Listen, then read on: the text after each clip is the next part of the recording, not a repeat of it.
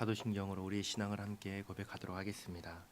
전능하사 천지를 만드신 하나님 아버지를 내가 믿사오며 그 외아들 우리 주 예수 그리스도를 믿사오니 이는 성령으로 잉태하사 동정녀 마리아에게 나시고 본디오 빌라도에게 고난을 받으사 십자가에 못 박혀 죽으시고 장사한 지 사흘 만에 죽은 자 가운데서 다시 살아나시며 하늘에 오르사 전능하신 하나님 우편에 앉아 계시다가 저리로서 산자와 죽은 자를 심판하러 오시리라.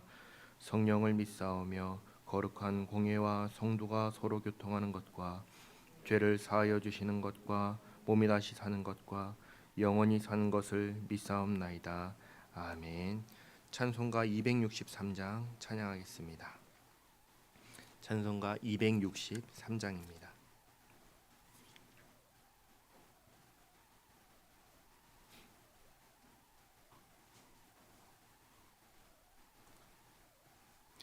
이 세상 험하고 나 비록 약하나 늘 기도 힘쓰면 큰 권능 얻겠네. 주의 은혜로 대속받아서 피와 같이 붉은 죄 눈같이 이겠네. 주님의 권능은 한없이 크오니 돌 같은 내 마음 곧 녹여주소서. 주의 은혜로 대속받아서 피와 같이 붉은 죄 눈같이 이겠네. 내 맘이 약하여 늘 넘어지오니 주 예수 힘주사 굳세게 하소서. 주의 은혜로 대속받아서 피와 같이 붉은 죄 눈같이 이겠네. 죄 사함 받은 후 새 사람 되어서 주 앞에 서는 날 늘 찬송하겠네. 주의 은혜로 대속받아서 피와 같이 붉은 죄 눈같이 이겠네. 아멘. 아멘. 오늘 새벽에 함께 읽을 말씀은 데살로니가전서 4장 1절에서 12절 말씀입니다. 데살로니가전서 4장 1절에서 12절 말씀을 한 절씩 교독하고 마지막 절은 함께 읽도록 하겠습니다. 그러므로 형제들아 우리가 끝으로 주 예수 안에서 너희에게 구하고 권면하노니 너희가 마땅히 어떻게 행하며 하나님을 기쁘시게 할 수 있는지를 우리에게 배웠으니 곧 너희가 행하는 바라 더욱 많이 힘쓰라. 우리가 주 예수로 말미암아 너희에게 무슨 명령으로 준 것을 너희가 아느니라. 하나님의 뜻은 이것이니 너희의 거룩함이라. 곧 음란을 버리고 각각 거룩함과 존귀함으로 자기의 아내 대할 줄을 알고 하나님을 모르는 이방인과 같이 생욕을 따르지 말고 일의 본수를 넘어서 형제를 해하지 말라. 이는 우리가 너희에게 미리 말하고 증언한 것과 같이 이 모든 일에 주께서 신원하여 주심이라. 하나님이 우리를 부르심은 부정하게 하심이 아니요 거룩하게 하심이니 그러므로 저버리는 자는 사람을 저버림이 아니요 너희에게 그의 성령을 주신 하나님을 저버림이니라. 형제 사랑에 관하여는 너희에게 쓸 것이 없음은 너희들 자신이 하나님의 가르치심을 받아 서로 사랑함이라. 너희가 온 마게도냐 모든 형제에 대하여 과연 이것을 행하도다. 형제들아 권하노니 더욱 그렇게 행하고 또 너희에게 명한 것 같이 조용히 자기 일을 하고 너희 손으로 일하기를 힘쓰라. 이는 외인에 대하여 단정히 행하고 또한 아무 궁핍함이 없게 하려 함이라. 아멘. 오늘 이 새벽에도 하나님의 은혜가 저와 여러분에게 함께하기를 기원합니다. 신앙생활에는 어제 두 축이 있다고 했습니다. 하나는 믿음이고 그리고 믿음에 따르는 삶입니다. 믿음이 예수님을 통해 하나님의 은혜와 사랑을 받는 것이라고 한다면 삶은 이제 그런 존재가 어떻게 살아가야 하는가에 대한 것입니다. 1절을 보시면 이제 이 짧은 기간 동안에 바울 사도가 가르친 것이 있습니다. 교회의 마땅한 행위와 하나님을 기쁘시게 하는 행위입니다. 이 둘은 같은 것이죠. 교회가 마땅히 해야 되는 것과 하나님을 기쁘시게 하는 것은 같은 것입니다. 교회가 어떨 때 하나님께서 기뻐하실까요? 교회가 교회다울 때 하나님께서 기뻐하시겠죠. 그리고 성도가 성도다울 때 하나님께서 기뻐하시겠죠.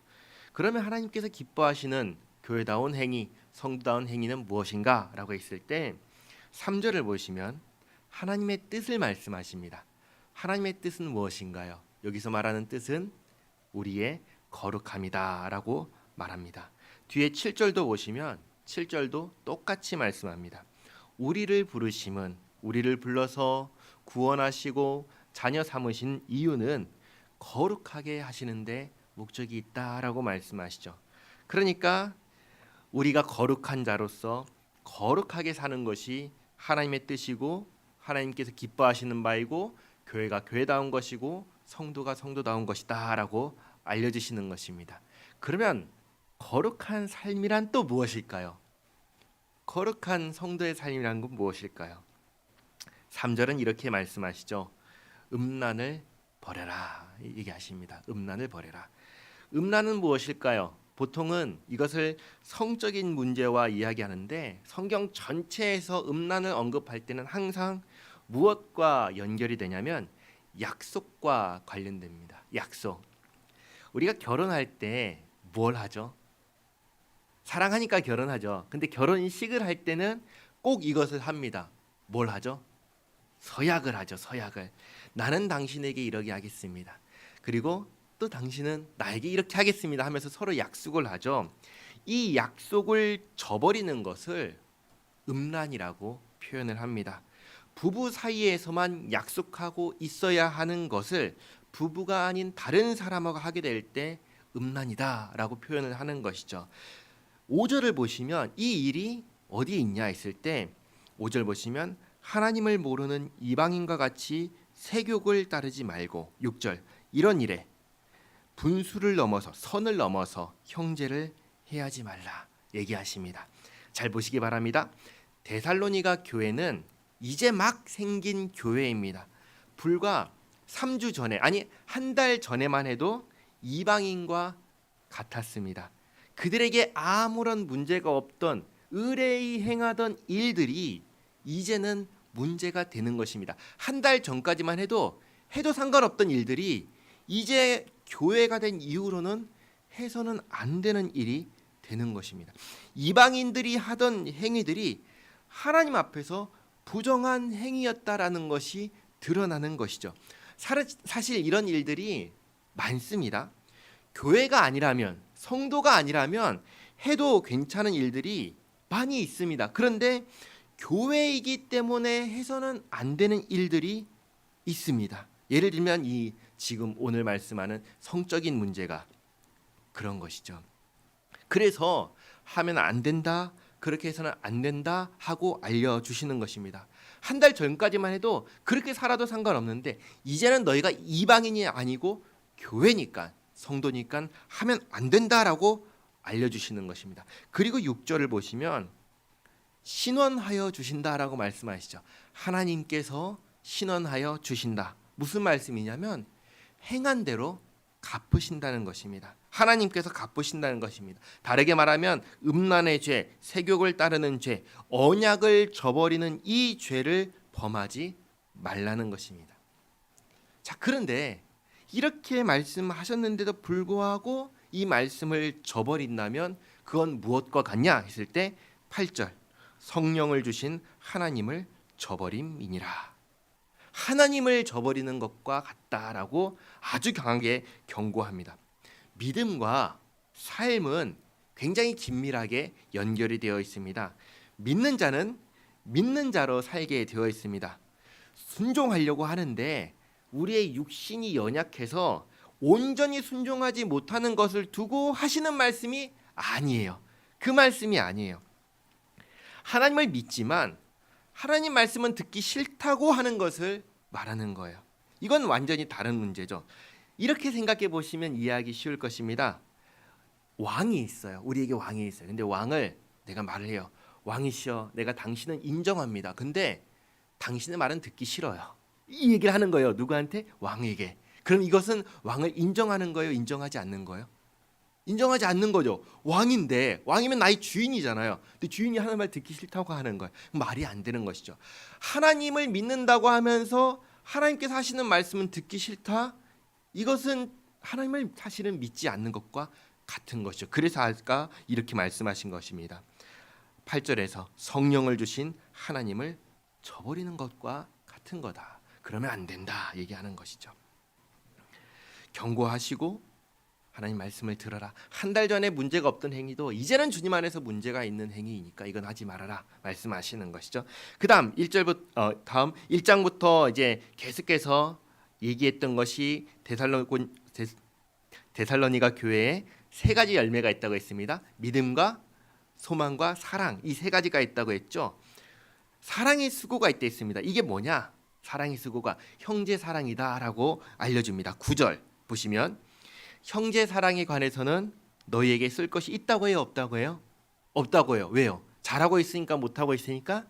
잘하고 있으니까. 잘하고 해요. 근데 잘하고 있는데 어느 정도나 잘하냐면 10절 보시면 온 마게도냐 모든 형제에게 대해서 이것을 행한다라고 말해요. 그렇죠?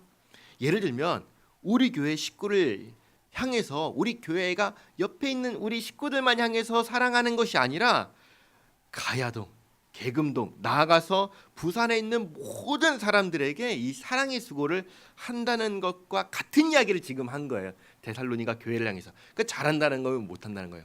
잘하는데 그냥 잘하는 게 아니고 엄청나게 잘하는 거죠. 자기 이 교회만 생각하는 게 아니라 모든 이 사람들을 향해서 그렇게 하고 있으니까. 그렇게 너무 잘한다. 그거에 대해서는 그래서 말할 것이 없다 하고 11절 12절 이렇게 얘기하죠. 자기 일을 하고 너희 손으로 일을 해라 이 얘기를 하죠. 왜냐? 12절 아무 궁핍함이 없게 하려 함이라 얘기하죠. 사실 사도 바울이 데살로니가 이 교회에서 폐해 안 끼치려고 열심히 자기 손으로 일했습니다. 그렇죠? 내가 그렇게 한 거 너희도 알지. 너희도 스스로 일을 해서 이웃에게 교회 바깥 사람들에게 폐 끼치면 안 된다 하고 알려주시고, 그리고 두 번째 12절 외인에 대하여 단정하게, 그러니까 품위 있게 단정하게 행하라 이렇게 얘기를 하십니다. 벌써 오늘 거룩한 믿음의 삶이 무엇인지에 대해서 여러 가지를 이야기하셨죠. 사실은 몸에 익으면 신경 쓸 것이 없는데 워낙 교회가 된 지 얼마 안 되는 교회라서 얼마 전까지 이방인이었기 때문에 이제 배우고 익혀야 하는 것이 좀 많아 보이는 것이죠. 그런 이것을 이렇게 얘기를 해줬기 때문에 우리가 우리도 이렇게 살아야겠구나 하고 알 수 있게 되는 것이죠. 거룩해야 된다. 음란해서는 안 된다. 사랑하며 살아야 된다. 자기의 일을 하며 살아야 된다. 그리고 품위 있게 사람을 대해야 된다. 이거 알려주시는 것이죠. 이게 뭐냐? 하나님께서 원하시는 거룩한 성도의 삶이다 알려주시는 것입니다. 오늘 하루의 삶 속에서 교회로 평생 살아가는 이 삶들이 이런 부분에 신경을 써서 하나님 기뻐하시는 삶을 살아가는 우리 모두가 되시기를 바랍니다. 기도하겠습니다. 하나님, 새벽을 깨워서 하나님의 말씀을 듣고 기도하게 하시니 감사합니다. 오늘 하나님께서 기뻐하시는 삶이 어떤 것인지 알게 하시니 감사합니다. 하나님께서 우리를 구원하신 것이 이제 마음껏 죄인의 삶을 살라고 구원하신 것이 아니라 이제는 하나님의 아들과 딸로 예수님을 닮은 거룩한 삶을 살라고 부르신 것을 깨닫습니다. 음란을 버리고 주님께서 우리를 사랑하셨듯 그렇게 이웃을 사랑하며 살게 하옵소서. 우리 각자의 일을 성실하게 하며 믿지 않는 사람들에게 칭찬받는 교회 되게 하옵소서. 하나님, 주님 말씀 다 순종하기를 원하지만 부패하여 타락하여 온전히 다 순종하지 못하는 저희를 불쌍히 여겨 주시옵고, 어제보다 오늘 더 순종하고 더 거룩하여지도록 주님 인도하여 주시옵소서. 하나님, 우리 원로 목사님, 박종동 목사님, 안정숙 성도님, 그리고 치유와 회복이 필요한 성도를 기억하시고 은혜의 손길로 주님 치료하여 주시옵고 몸과 마음을 위로하여 주시옵소서. 또 이 새벽에 주님 앞에 나와서 엎드려 간구하는 기도를 들으시고 응답하여 주시옵고 오늘 하루의 삶이 주님과 동행하는 복된 삶 되게 인도하여 주시옵소서. 예수님의 이름으로 기도하옵나이다. 아멘. 하늘에 계신 우리 아버지여, 이름이 거룩히 여김을 받으시오며 나라가 임하시오며 뜻이 하늘에서 이루어진 것 같이 땅에서도 이루어지이다. 오늘 우리에게 일용할 양식을 주시옵고 우리가 우리에게 죄 지은 자를 사하여 준 것 같이 우리 죄를 사하여 주시옵고 우리를 시험에 들게 하지 마시옵고 다만 악에서 구하시옵소서. 나라와 권세와 영광이 아버지께 영원히 있사옵나이다. 아멘.